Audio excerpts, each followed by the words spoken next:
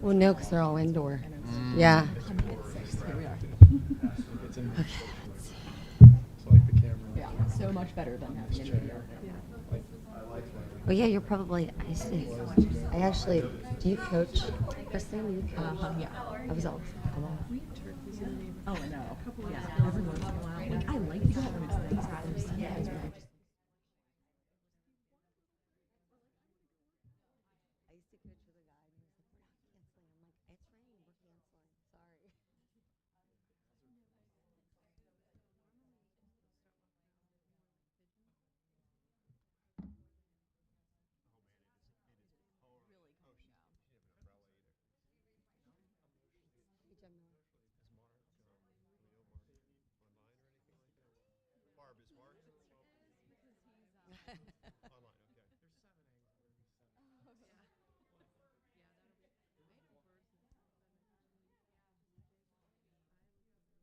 Hey, Gemini.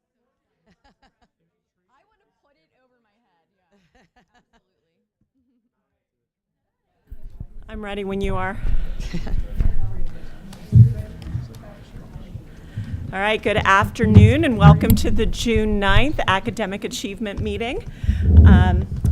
We are going to go through the curricular changes planned, and sorry, I'm still trying to catch my breath from the run in with the rainstorm.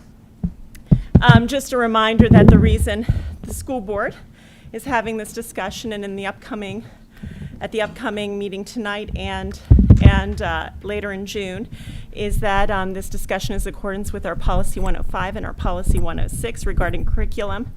And with that, I'm going to turn it over to Dr. Pasquinelli.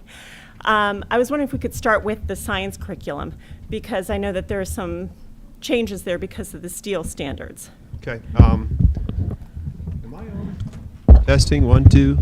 Yeah. I'm on? Yeah. Okay. Yeah, we're happy to, we can jump to really any of the content area. Just, can I give a quick overview of just kind of the game plan? So our agenda that's up on the screen tonight kind of talks through how we thought about approaching tonight. This is year 2 of implementation of our board-approved curriculum plan, and it's year 1 of bringing all of the courses forward again with no change, minor change, or major change. So that's something that's a little bit new that we're going to work through and have, I think, some nice conversation tonight about how we approach this, and then feedback from the board, and then where we go from there. So our focus this year was definitely on alignment, time, and feedback. Curriculum alignment is really the focus for tonight as we have these conversations and share out any of the questions and comments that our board has. And then, like I said, we had shared all of the courses. There's 303, I believe, total, and they're labeled no change, minor change, or major changes. We do want to show at some point a little bit of how we did this with our staff, because there's a lot of staff members obviously engaged in the process as well, and thought there'd be some benefit to see that. Can do that? Okay. So Kristen and I work together with our full team, and we have a lot of our administrators and at least one ALC here tonight as well. They're here to chime in for certain questions that come up as well, so they may interact with us, and we appreciate you guys being here. So we wanted to make sure we had a uniform approach to this. Again, 300 plus teachers. We developed a podcast between Dr. J and myself, and we kind of broke it down. And the way we rolled this out is we did a section at a time. You'll literally see a pause button, and that was for the administrator, whoever was presenting to a smaller group of teachers, would pause and make sure any questions or comments were addressed. And the goal there is to make sure we had consistent message and information shared across the entire organization. So we'll show just a couple excerpts. The slides you're going to see you have seen before. They were taken from the work that we've done with the board in terms of developing the curriculum plan, but want to show you a little bit of that. Okay, so if we'll jump to that, and then we'll go to science. So am I controlling, or is somebody else? Oh, Sean was trying to get the same time. Okay, so I'll just click from there, Sean. This was the agenda that our teachers saw, and again, a lot of the things that we have talked about at the board and community level too. So starting with the curriculum framework, we're not going to go in the Wayback Machine, but we did provide in the board members folder an overview of the process we used back in the 14-15 school year to really develop our curriculum here at Pine-Richland in the first place. That's right after Dr. Miller started, and we saw an opportunity to really improve what we had in place for curriculum. There were some short-term things that we had to do at that time. That was when we were shifting to PA core standards, so that was an immediate need, and we had to do some practical things. And then obviously the long-term goal of building and developing a framework that then was replicated across every course. That was kind of the long-term work. So that's in there just for your reference. We won't spend much time on that. We talked about the curriculum plan. Again, that was board approved in April of 2024. And then we really wanted to get into the terminology. So when you hear us say unit-based curriculum, we're talking about the teacher level curriculum that they use day in and day out for lesson planning and learning activity development. When you hear us say board approved curriculum, that is the forward facing that we will eventually repost to our website after we receive feedback and get final board approval. And again, we'll be requesting the board approval for all of the courses at our next meeting on the 23rd. We think the right approach is we've got, like we do with policy, a batch, 303 courses. If there are certain courses that anybody wants to go deeper into, we could pull those courses and then have separate meetings or talk about how we want to approach those separate courses if that's so desired by the board. And again, feel free to chime in at any time with that as well. And then we finish up with the timeline and the collaborative work. And they put in a significant amount of time again this year in really refining this. It should get better and better each year as we work through this curriculum plan. But again, a lot of really good, solid work. So real quick, that was what I just referenced. The image on the right, the only reason I put that there is to show you at one point we had all of our K-12 teachers, now this is years and years ago, but a vertical team of teachers in a room to see from kindergarten through high school. So a kindergarten teacher in with a high school teacher so they understand within the department how vertically the curriculum works too. That's an important concept that we really needed to hit on it at that particular time.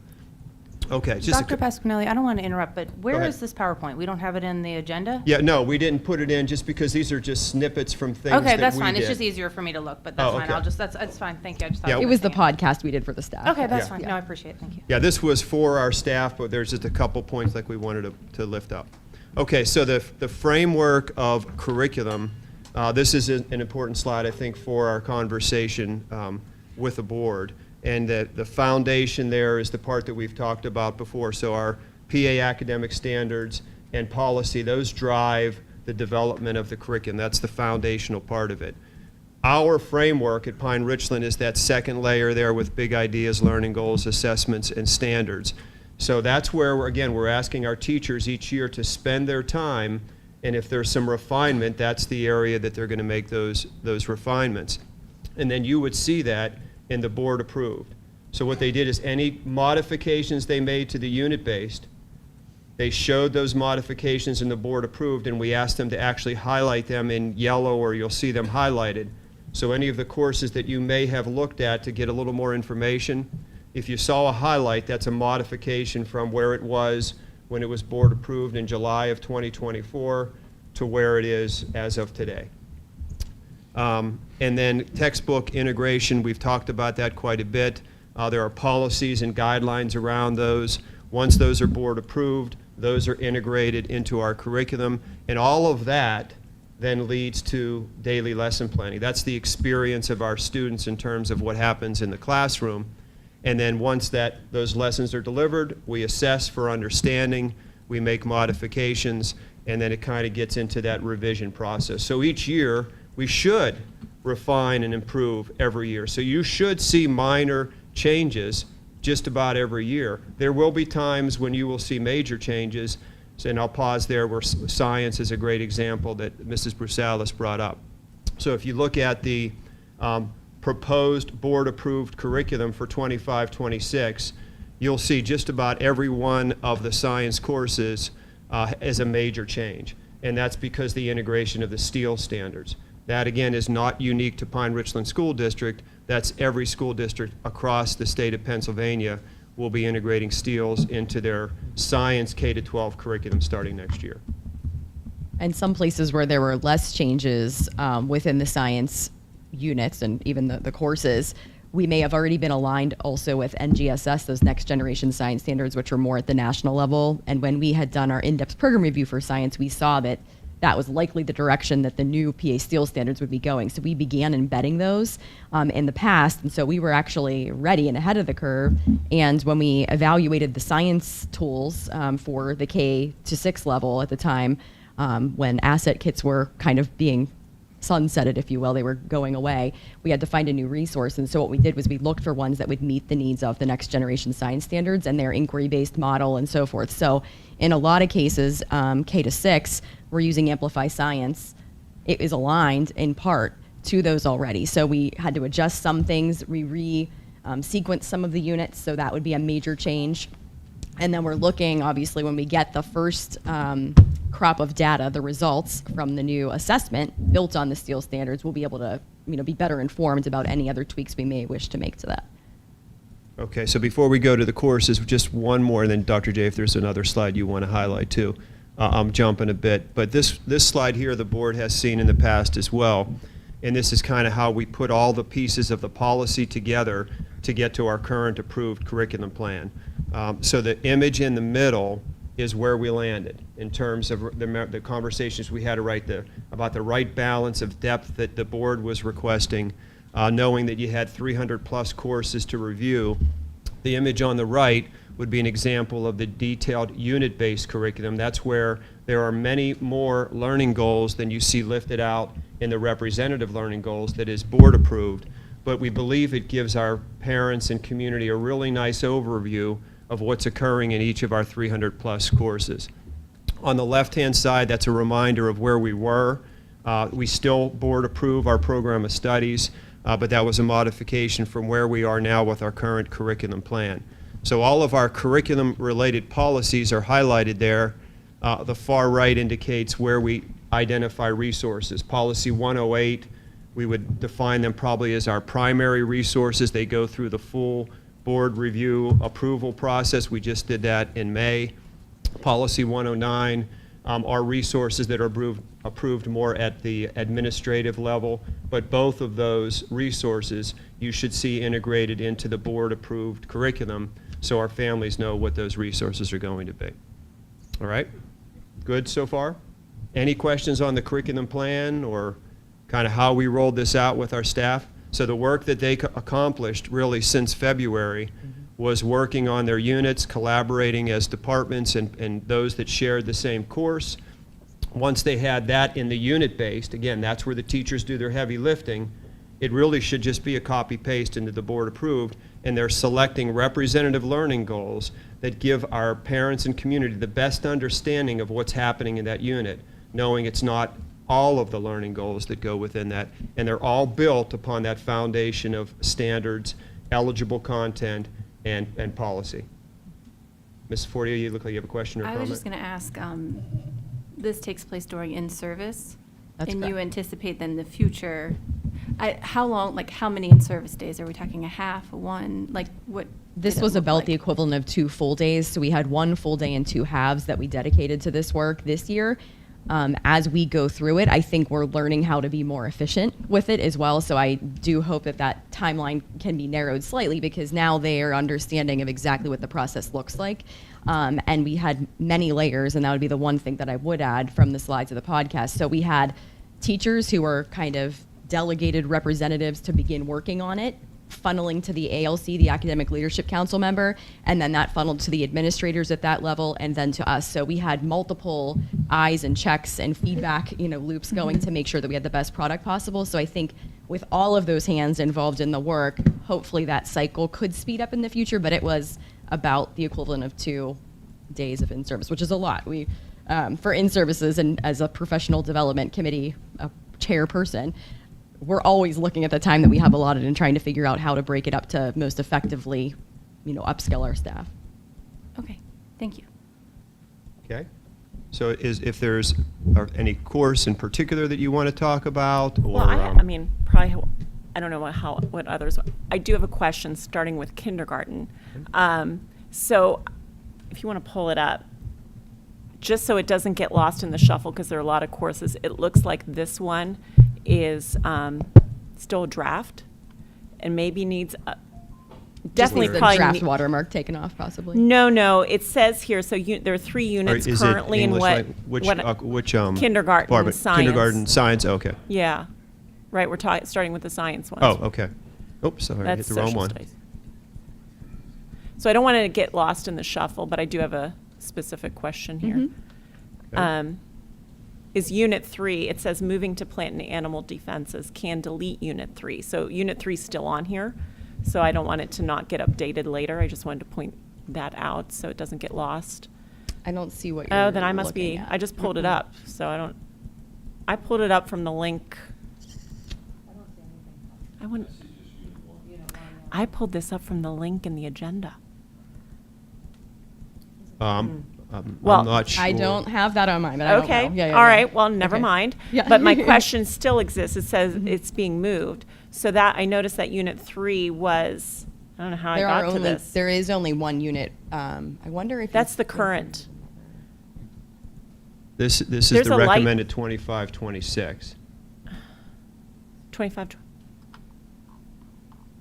I'm looking at, I'll close it and start back up. Science. Does yours kindergarten. have a V2 next to it in terms of the Okay, document you're so, opening? so no light and sound then in that unit anymore either? There hadn't been, so they don't know how I had. just pulled this up. I will, and now there might be one that Amplify creates that it could be utilized there, but we definitely looked at the sequence of that, even in our IDPR Lite for science, to see which grade levels had what type of content. And the biggest example that I can pull to mind right now is that we were missing like heredity, genetics, inheritance, those kind of things earlier on, and third grade had a unit like that, so we ended up inserting that into grade 3 in the middle's position, slot 2, if you will, in terms of units, so that they would get to that content and have more time on it to prepare them. So in the scope of the entire K-5 now, we are covering all of the eligible content that needs to be covered within. So kindergarten, obviously, it's a half-day program.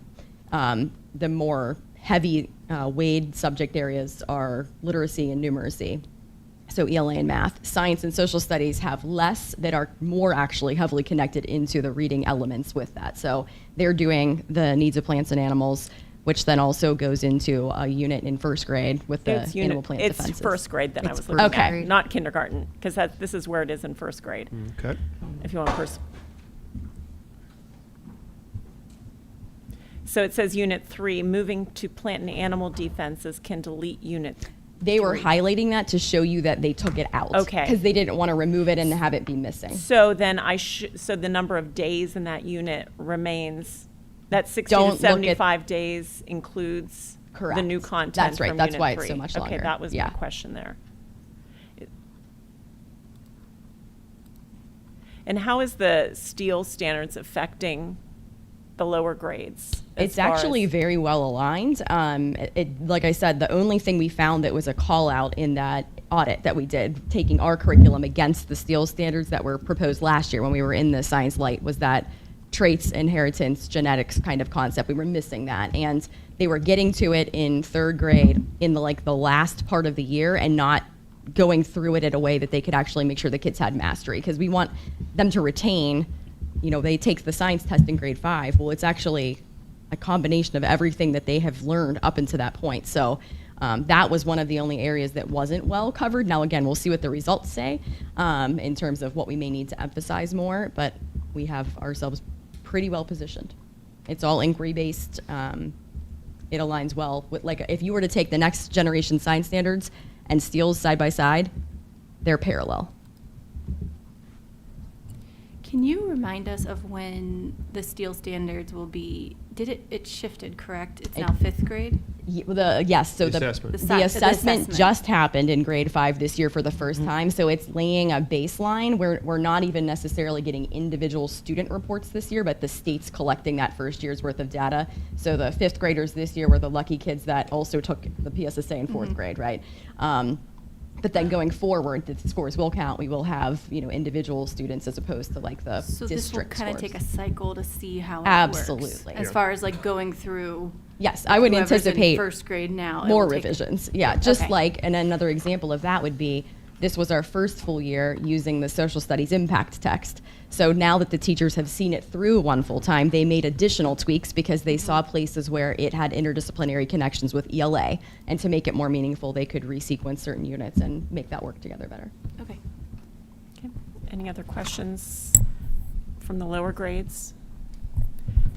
Anything to point out in the upper grades regarding science? I would say what you will not see in the board approved is really the concepts around steels.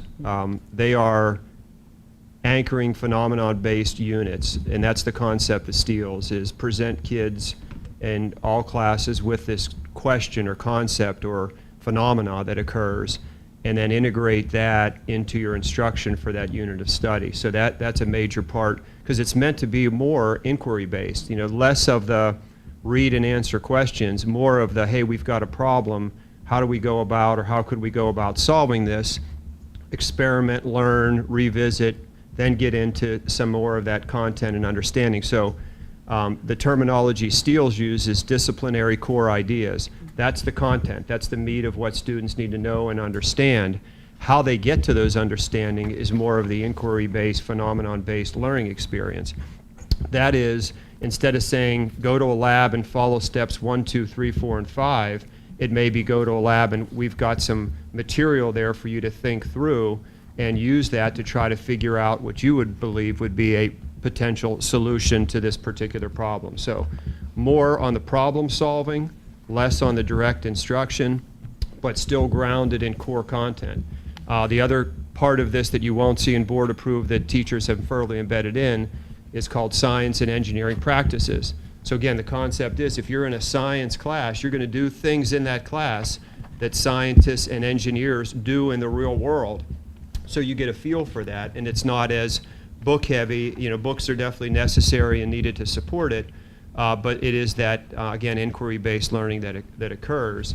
And then the other thing, if you recall back that Kristen referenced to our in-depth program review back years ago when we did our science study, we talked about cross-cutting skills. So those are all the skills that go into being a scientist.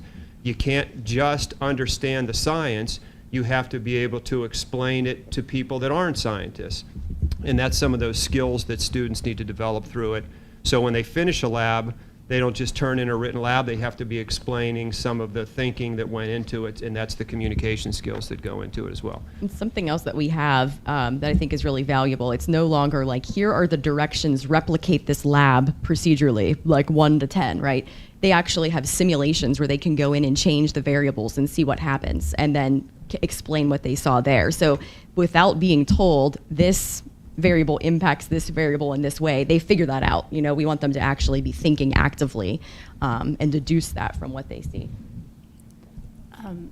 Dr. Justice, are you able to touch just a little bit on the change? I noticed that it went from 45 minutes every other day for 4th grade to 60 minutes per day as far as the science. The way that they were breaking down their the schedules every year, we try to make that a little bit better. So they've tightened things up to give as much academic time as possible. But in addition to that, where you might realize, so science and social studies could be, quote, every other day or half a year long. What we've tried to do is give at least a week, if not 3 or 4 weeks, so that you get more concentrated time to be doing whatever the experiments are. So that 4.5 weeks per quarter means it's all They're together instead correct. of segmented. So social studies, you'll see the same. So they're Okay. they're actually trying to sustain the concept and the thinking on one thing versus we're talking about landforms one day then and you we come in the switch. next, and now we're talking about electricity, right? So that the Okay. kids' brains are a little more focused. And is that mostly then 4 through 6 that we'd see that? That's shift? 4 and 5. 4 and 5. In grade 6, they are actually departmentalized more like the middle school, so that we're Okay. helping prepare the kids for that transition. So they have all of their core content every day for more like a 40-minute period.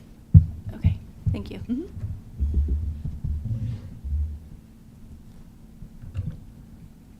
Any other questions? Anything else you want to add before we No. move on? Mm. Okay. Can we run through ELA? Okay? And I'll open it to others, but I do have some questions at the lower level, kind of. So I noticed, well, first, this might just be, I'm curious. So we changed successful to emergent in the intro of kindergarten.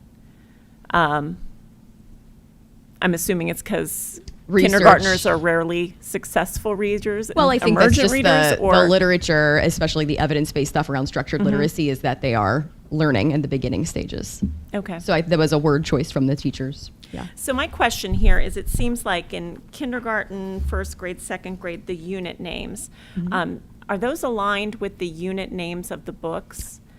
It is in this way, yes. Okay. Is there a way to give more of an indication of the content that students will be learning? I'm thinking from a parent perspective because I understand the spirit of what you're Right. asking. The title of the unit is less important because at the primary level, specifically, everything is thematic, right? So the kids are learning something in a theme. What we tried to do is break it down into the big five below that. So for every single unit, you can see exactly what those big five skills are. You might not see the title of a story, but we can open up the book and look at that, right? So it's the anthology is set up in a way to have these specific big five skills of reading addressed throughout a themed unit of some kind. And that often means pairing of stories and things like that. And these resources are available online? Absolutely. Okay, yes. so if a parent wanted to compare side by Yep. side. You just they need your could go student's ID through- number, right? Yeah, to They be could able to go log through in. and say, okay, unit one is this, and then they would Yes. be able to.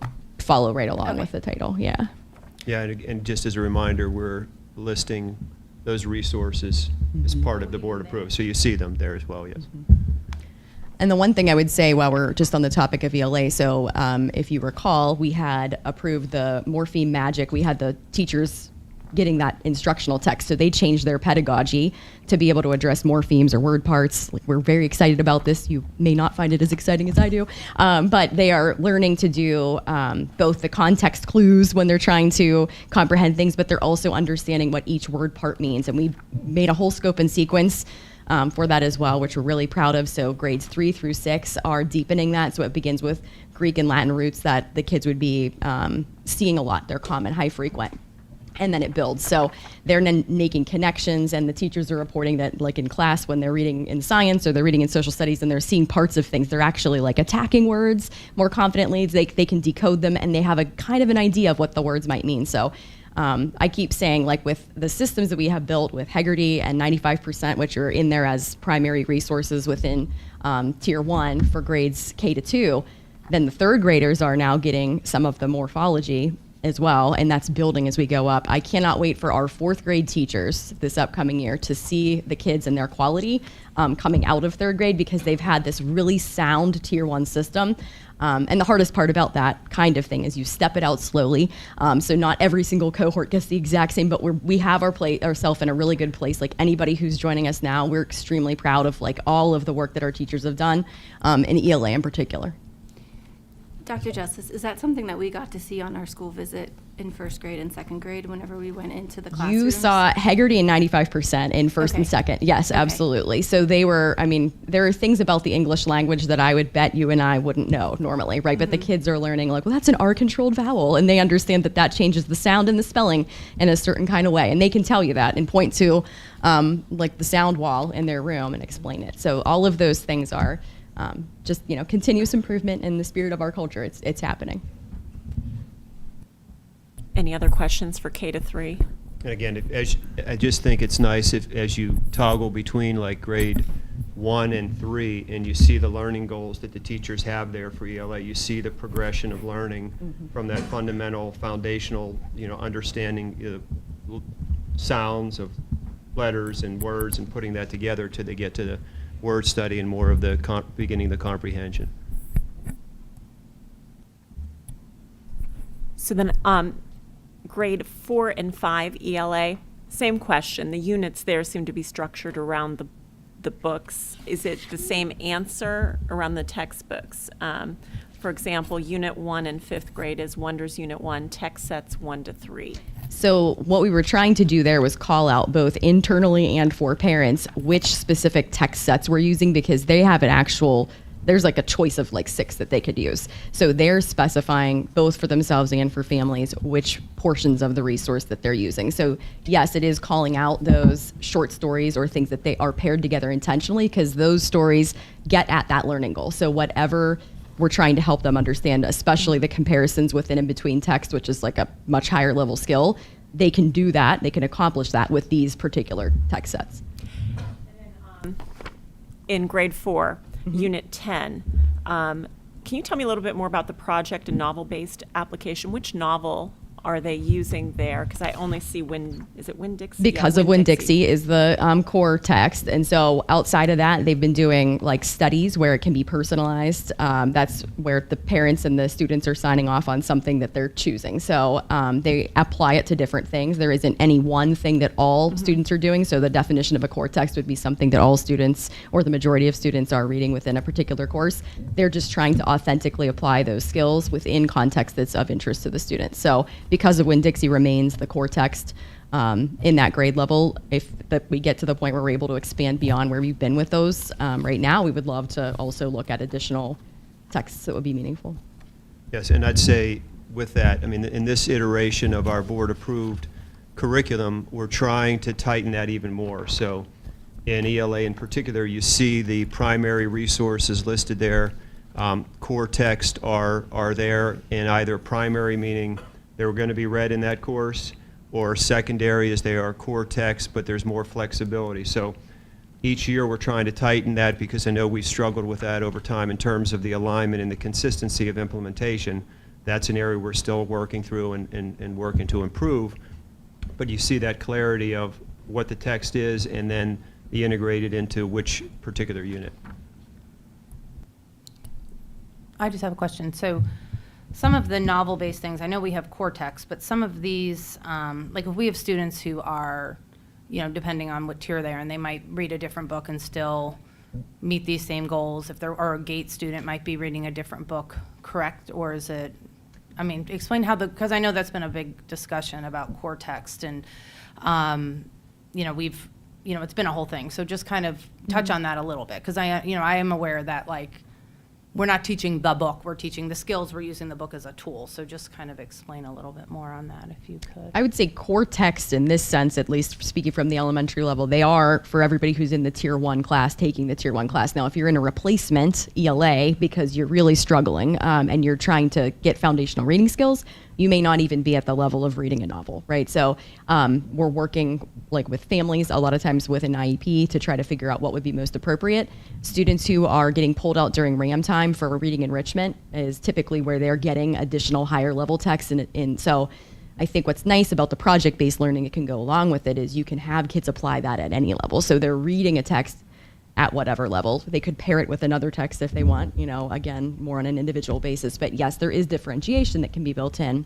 But the concept is we do really have the majority of kids having that experience. So And the enrichment would happen right within the classroom setting. So that enrichment and differentiation would happen right within that classroom. if you had children that have gone through the middle school, they use accelerated reader quite a bit. That is really guided to the individual student. So based upon that student's independent reading level, they are choosing books that are most aligned to their readiness. And that's what that program does to help guide students and families to the right level of challenge for each student. And that happens so in a 7th grade reading class, every student at one time is reading probably a different book, and then they have book talks that they hold on a weekly or so basis, and they tell a little bit of what they're learning from their experience, but they're working on those similar comprehension skills and analysis skills just in different books. You get to a upper level AP course, and you get a list of novels that are recommended to prepare for that examination. Students still have choice, so they can go to the library and they can choose from a range of different things, knowing that there's a good probability that this particular novel will be referenced to some degree in that particular AP exam. So there is choice there as well. A few years ago, our summer reading program was modified, and the focus was on student choice. The idea of summer reading is to read. Now, there are certain courses at our honors and AP level that students must read certain books over the course of the summer to prepare them to engage in the first unit of study in the following school year. But for most students, it's find a book of interest and continue reading over the summer. We want kids reading over the summer months, and then we've modified the assessment experience when they come back in the fall so it can be a little more differentiated. So it's not everyone read this book, so they're getting these questions to determine if they read it or not. It's more of the, what did you learn from this experience? And again, we want kids engaged in reading.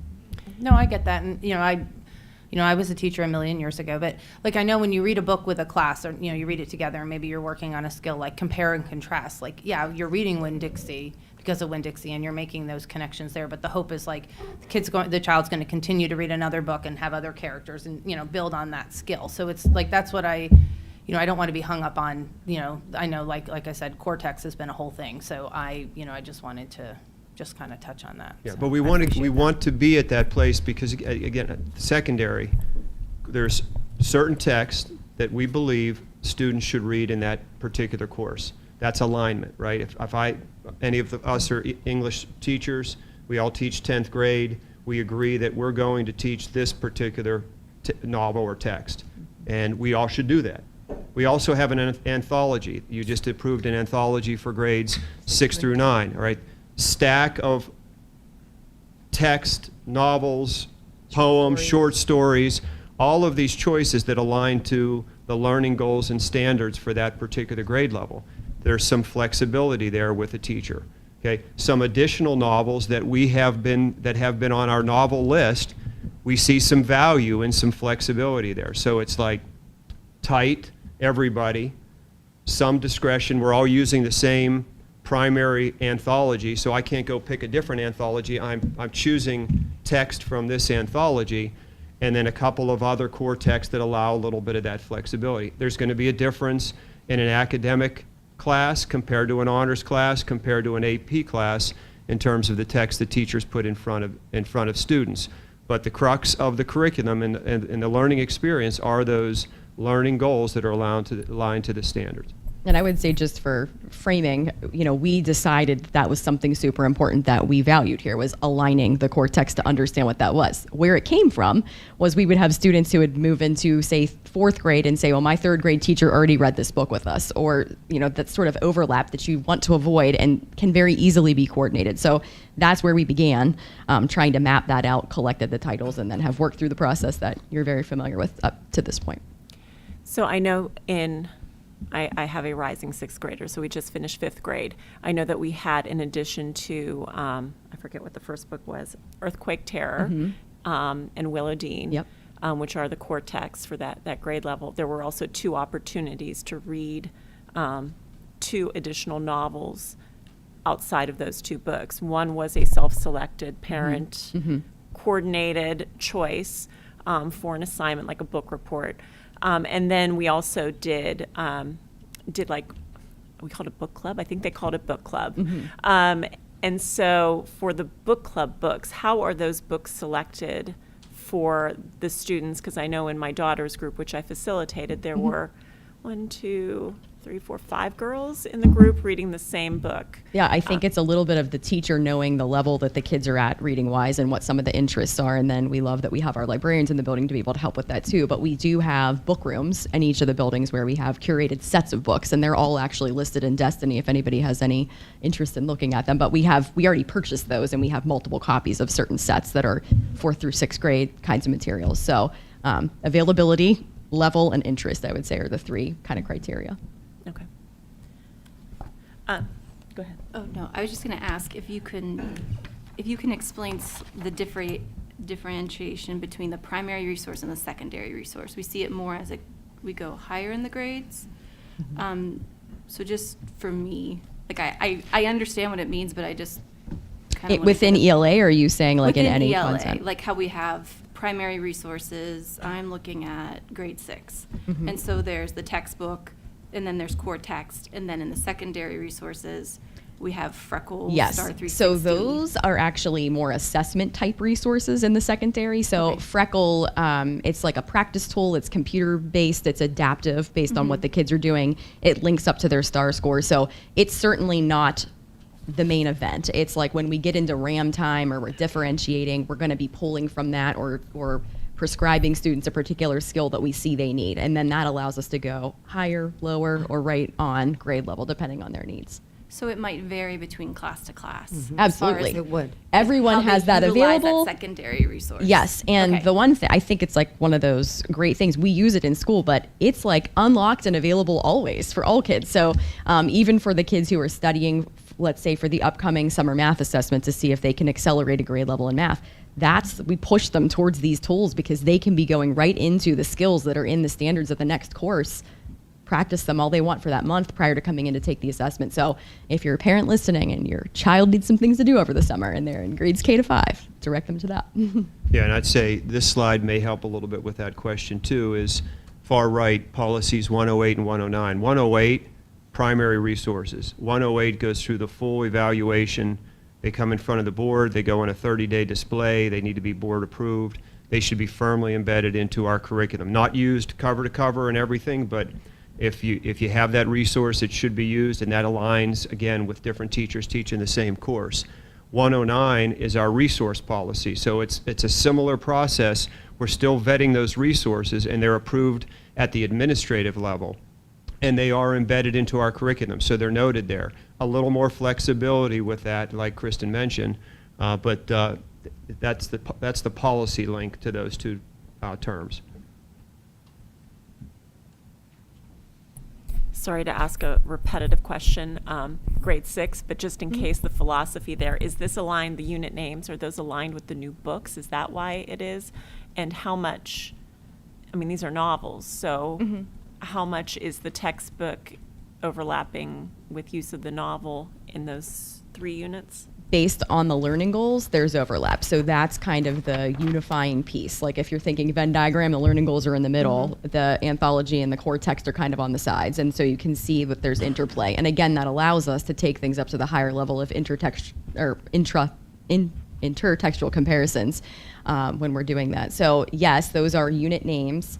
The learning goals that are below, those are the same learning goals. Like you'll notice in grade 6, they're not highlighted because they're still things we were addressing previously. We're doing it through a new medium, right? So the learning goals are based on the standards. We're addressing them. We have resequenced it, and we've embedded, kind of like you just alluded to, within the unit name, the actual core text when one exists. And in 6th grade, there are more than in some of the other grades. So we are showing families and kids and everyone exactly where that would pair best.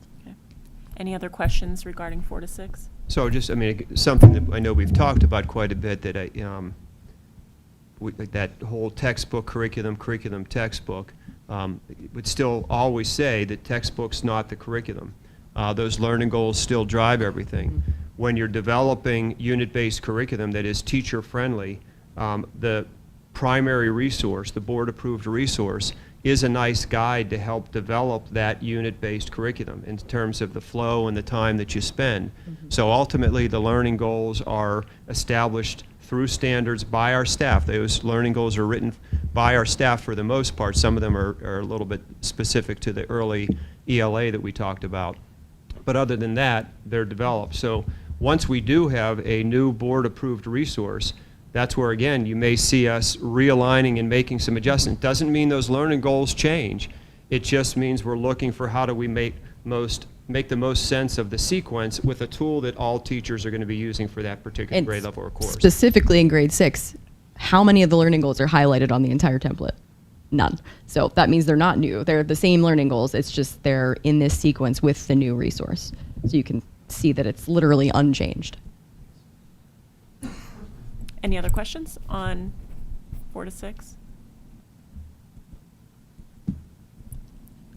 So in 7th and 8th grade language arts, Okay. I noticed that there are some new resources. Anything we should know about those new resources? I would say, so these are tier 3 courses for students that they are now being replaced. So instead of going to a 7th grade English or reading class, they are being pulled out and they're in a more intensive intervention.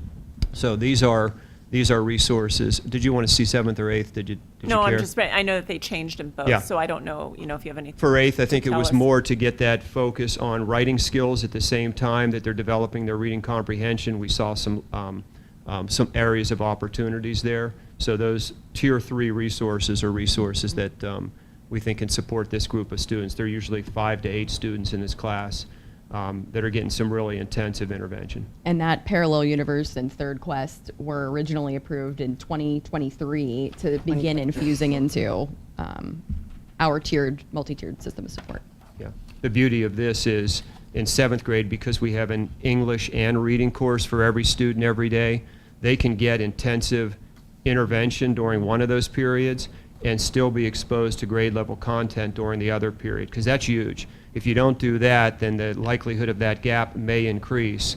So we want students exposed to grade level content, because they're going to sit for the PSSA, but they also have specific areas that they need intensive intervention, and that's what that other period is serving for.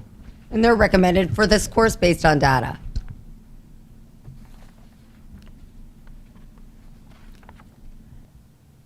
I noticed in reading 7 that the smallest dragon boy was removed as the resource for, I guess, the new Unit 4.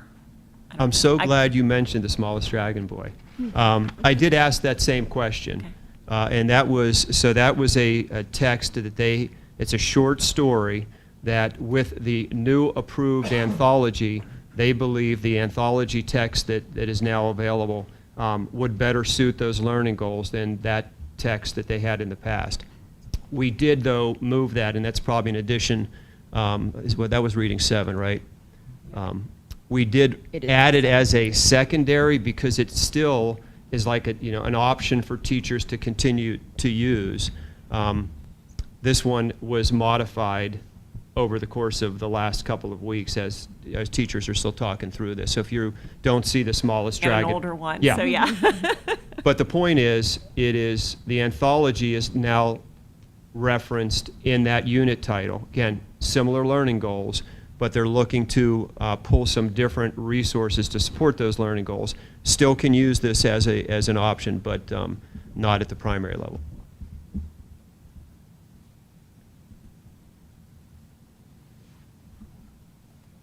We do have our school counseling lessons linked in here as well. So again, we've got about 10 to 15 minutes left, just as a reminder if there's anything you want to talk about with school counseling. And Jen Miller, our Academic Leadership Council member, is here as well. Well, we have our English teachers here, so I think, We right? do not. No? no. Okay. So I do have very specific questions about English 9.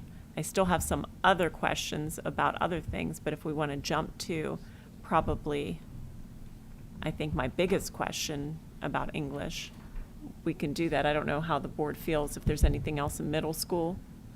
Yeah, the only thing I'd say, if we feel like we're going to go deep into English 9, Yeah. then it may be one of those opportunities where we pull and discuss how we want to go deep, since we don't have our English teachers here and not knowing specifically where you want to go and what you want to talk about. Can I ask a question about reading 8? Sure. I noticed that we removed the vocabulary development unit, which was a 30-day unit. Is that embedded somewhere else that I'm not knowing it because it's not pulled up? Without knowing off the top of my head, I would say absolutely. That's what we would want our teachers to do, be integrating that vocabulary development throughout every unit. But I don't know the answer off the top of my head. Okay. And then I guess we should have a conversation about English 9 then.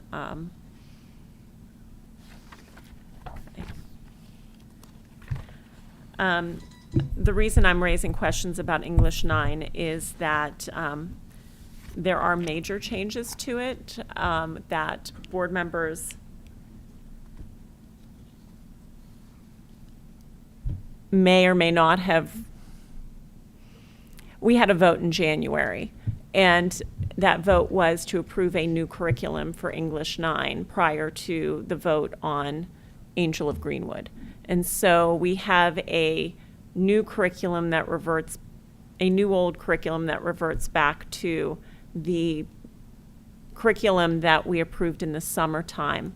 But it also narrows down some of the novels and removes some of the novels as primary resources. So I'd like to have a conversation about that. Okay. Because I think it was unexpected for me to see that level of change from January. And so I want to gauge how we want to proceed with it and what level of conversation we want to have now with 10 minutes left versus. What actually was your question? Because some of them moved to being secondary resources? Well, we've called out the novel. I mean, this was a complaint of mine earlier, is that we had a menu of books that could be used in the summer 2024 curriculum that was approved. It was, and help me remember all of them. Thank you. They're up here. It was a separate piece, or To Kill a Mockingbird, or A Tale of Two Cities. Was there another one in there too? or was it just the I believe three? that was all for the first unit. So depending on the teacher, you could end up learning one book versus another. And it was, I think, the luck of the draw, what your schedule, how your schedule worked out that year, which teacher and which preference they had for which text they were teaching in the novel unit. That was number one. Number two is we put forward in January a new curriculum that has students reading at least 2 novels in their entirety. And now we're backing up to having 1 novel read at the, read for sure in Unit 1. And then there's not a subsequent, was it Unit 5, historical fiction unit. So those are the 2 concerns. One is that we've made a decision, a separate piece versus the other books in the menu that we had before. So I think we need to talk about the rationale for that choice versus the other choices, because moving it to a secondary resource doesn't necessarily mean it gets taught. Correct. And then secondly, there's that unit that was added, and now we're pulling back, and so there's only 1 novel that's being read according to this that's guaranteed. Right, so this is what we're looking at right now is the academic English 9, and we can jump to the honors here in a moment. The modifications were based on feedback that we continue to receive from the board around how do we continue to tighten. The curriculum that was board approved in July of 2024 did have the list of novels in Unit 1, but it didn't get to that level of guarantee. So the English teachers worked together over the course of this second semester to talk about which novels were most tightly aligned, that students would have the greatest impact from reading those cover to cover, and they landed on a separate piece for Unit 1. So now that tells me that regardless of which teacher my child gets in 9th grade academic English, they're reading a separate piece in Unit 1. That's an assured experience. Then you get to Unit 2, there's an assured experience of excerpts from the Odyssey that comes from our current anthology, and then they'll pull other nonfictions from that. So there is some discretion in there, but the assured experience is the excerpts from the Odyssey in Unit 2. Unit 3, the assured experience is the tragedy of Romeo and Juliet. So everybody reads Romeo and Juliet. I understand, that's a drama, it's not a novel, but, we also have to think about days in a year, and the reality of an ELA class isn't just reading. It is writing, it is speaking, it is listening, it is dialogue. There's so many different things that happen that we have to make a determination of how much is the right amount, how much is too much for the guaranteed, and then there's some discretion that goes in there as well.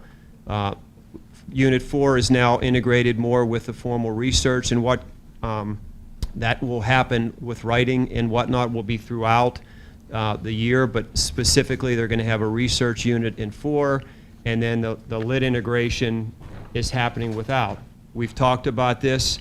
Our kids are finding success after they experience English 9. They take the assessment at the end of English 9. We're the highest performing school district in the state of Pennsylvania. I mean, so what they're doing is working, and we support the recommendations that they have. To Mrs. Brsalis' point, there is some discretion here. So you see A Tale of Two Cities, To Kill a Mockingbird as options to bring in. Now, again, circling back, and this has been a little bit of the, we need to tighten because we've shared messages, this is red, oh no, it's not actually red. This is helping us tighten even more and holding ourselves and teachers accountable to these experiences, all centered on those learning goals. I did talk to the 9th grade teachers. I know A Tale of Two Cities was listed. According to them, it's not a book that is read in academic 9. It's listed there. It's in terms of the volume and all the other things that they want to get to in this particular course. They don't feel like they have the time to give the right level of attention to that particular text in order to get to those learning goals. So if we want to have the experts in the room, that's something obviously that we can do to really get into the detail of the what and the why behind it. But I can tell you they spent a lot of collaborative time and effort to land on this. I guess I don't see the difference between 6th grade or 5th grade making shifts and 9th grade making shifts. Maybe I'm not understanding the focus on 9th grade, but to me, similar shifts were made in other grades and we don't seem to be dwelling on it. So I'm not understanding the focus on 9th grade. I have to say that I think that the way that this is presented here is fantastic. So I appreciate Dr. Pastanelli and Dr. Justice that as a parent, if you wanted to go in and get a good overview of what 9th grade English was going to look like, you're like, great, my child's reading this, my child's reading that, my child's like, this is what we're doing, this is, so on. And then, if I was, really felt strongly like I wanted my child to read To Kill a Mockingbird, great, I can buy it for Christmas, we can read it together. Like that's, or any other book out there. But to me, it's a really clear path, and that's what I thought the whole goal of this was for our community and parents to be able to go on the website and get a good feel of what the course is like. And I think it's fantastic, and I appreciate all the work that's been done here. So I'd just like to thank you and the other administrators and our teachers who are not here as well for putting all this effort in. Dr. Pasquinelli.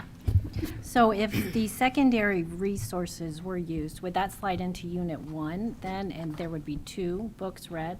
I'm just wondering, it's secondary, but where would it fit in I don't if think it were used? that's necessarily has to be in Unit 1. I mean, the Tale of Two Cities, that is a fiction. It's historical fiction. So if they're working on comprehension skills around fiction, then that could be integrated in. So again, that's the teacher discretion of which of the, and remember, representative learning goals, there's probably 15 more within that unit. We just lifted up a handful to give our families an idea of what's going to be taught. But within those other learning goals, which of those 2 texts would be most appropriate? They may pair them with another text that they're, again, we know excerpts are sometimes not appropriate or impossible, but sometimes that it is. So that's a little bit of that teacher discretion.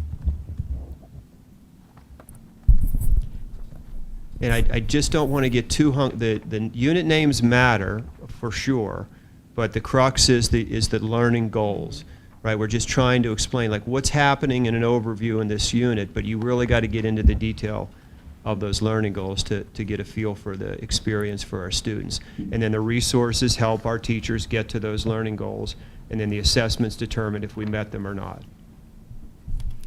But at the secondary level, I do think it becomes important what books we're reading and what books we're exposing our students to, because there's an expectation that certain books will be read before a student goes off to college, especially if they're going to be pursuing degrees in, say, English or even outside of English. I think there's an expectation that certain books have been read. And I would say increasingly that expectation of what is read in high school versus what is read in college is being pushed down lower to us because of the focus on career training even at the college level. So I do think it's important, the resources, the core texts that we're reading, especially in college, especially since many of the books that we have listed as resources, primary or secondary, provide exposure to books, for example, that if a student wishes to take the AP course, that they can have a teacher guide them through a book that could or may be part of the AP literature exam. Like, these are all books that are on AP literature. And so I think it's important for us to understand the rationale for choosing one over the other, having only one novel read versus two.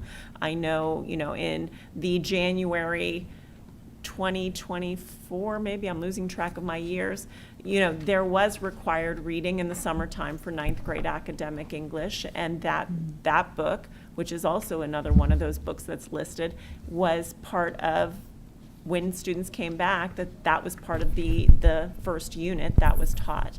And it was based on that summer reading. So I do think how much we read, whether we're exposing I think reading more novels cover to cover is probably a really good thing. So I think I would like to know the rationale for the choice of a separate piece versus To Kill a Mockingbird versus Tale of Two Cities versus one novel versus two novels in 9th grade academic English, because the reality is most of those students are probably going to go off to some college experience, and it's important that we expose them to certain texts. Yeah, I think every English teacher would 100% agree with you that there is certain literature, fictional literature, that should be in front of our students. Now, what that is, I'm not sure is as much as that experience, that higher level reading, the challenge that comes with understanding that level of literature is an important part of it, but a mix of other options for reading as well. So the question is, how much is enough? How much is too much? Again, I look to how are our students doing post high school. Again, we don't know the facts, but we hear from them that they're ready for that college experience for reading and writing. And we see it in our state assessments that we're getting them ready for that experience as well. So the indicators are what we've been presenting is working. And again, this isn't far removed from what has been happening. There is tightening for sure, but like I said, A Tale of Two Cities in an academic English 9 has not been read, and our students are finding success. So again, I'm trusting our ELA teachers to make recommendations for what they see with the students that they've taught for years and years. They know the readiness, that we still want to challenge them. Again, at all levels, we want to challenge students, not just at their independent reading, but their instructional reading level, where you have to push them, you have to guide them more, and that's what a teacher does. But again, all I can tell you is this is where they landed based upon their experience in working with kids. Dr. Pete, could I jump in? Sure. Do you need me to come? Probably come to the microphone. You can be heard. Oh, come to the mic. This might help a little bit too. Good evening, everybody. Couple really quick things I just wanted to add to this. As you move further along in the secondary level, there really becomes two schools of thought with like English language arts instruction. Many schools, I would say probably most in our area, are called a whole novel approach, high school or middle school. So basically you follow a series of novels and you teach through those novels. It makes it easy for everything from robust vocabulary to write about, etc. In being here 4 years and knowing our history a little bit, I would venture to say that's probably where we were in the neighborhood of like 10 years ago or so at some point in the high school, based on the number of novels that we have, the approved list that's out there and things like that. What makes this a little bit tricky and challenging is the other train of thought is there's this like collections or anthology piece that a lot of schools will do. And it's usually not one or the other. I'm sorry, it is usually one or the other. We are different though than most schools, and for the good, and I think that's why we're seeing the results that we're seeing not only in the Keystone, but on the AP test as well. We're what's called a hybrid approach. So there's a few novels that we look at to answer the question as to what we're planning on teaching next year. This is it. I know in the past there's been some discrepancy with that, but this is what we're looking at right now with Academic English 9. But as a school, we're a hybrid school, so our teachers will spend time in the anthology. They're going to spend time looking at a whole novel, and it makes it a little bit difficult when we feel we want that rigor of a couple different novels. What we feel as a team right now is best is that we're looking at least in this course one solid novel, bits and pieces of other things, and then we're able to use our anthology resource as well to engage kids on shorter opportunities to read, write, and reflect. So I think that's a piece that's not really been mentioned before. So it's not quite as simple sometimes as just this book or that book or how many books. It's just something I would want to ask that everybody kind of keeps in mind as we go through this, because the best world for us, and usually schools aren't in this place because it's a matter of finances and other things that lead to it. We're able to utilize really several high-quality resources here, whether it's the novels that we have or the resources that are involved in our collections, to engage the kids as best as we want. And we really do that in the spirit of, where they're going to be for English 9 and 11th and 12th grade too. So I would just say from the school level, we feel really good about this right now. And if there are more questions, we're happy just to reach out and let us know, okay? Yeah, so looking at the time, I think for our next meeting, I would like to have that conversation about high school English curriculum, because I do have a couple questions about some of the other. And then maybe we can take a few minutes in our regular meeting to talk about the guidance, which was Dr. P. Here I am. Where are you? He's right here. There you are. He's stretching I had his a hamstring. leg cramp, and that's why I'm standing now. I totally lost you. Yeah, it wasn't going to be pretty a couple minutes ago, but yes, go ahead. Sorry. I was just going to add one thing. I think that's a good idea.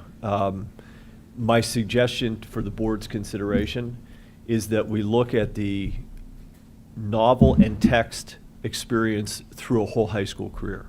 So through the 4 years, not just in a particular grade like 9. So after 9th grade honors, you go to 10th grade honors, then you might go to AP, then you might go to AP, and what is the totality of that experience for the student? That's what they're getting in high school, and we know that that's preparing them well for the next step. And I think seeing that might help understanding each grade level.